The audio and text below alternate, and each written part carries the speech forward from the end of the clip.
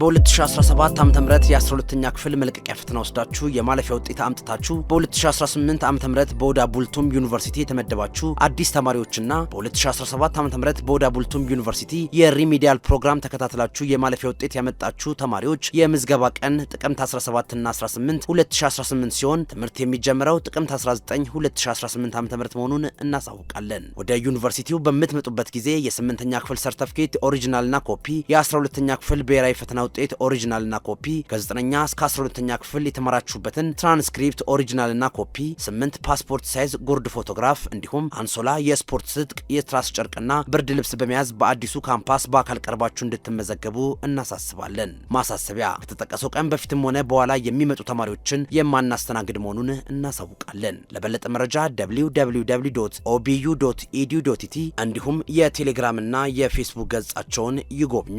የኦዳ ቡልቱም ዩኒቨርሲቲ ሬጅስትራር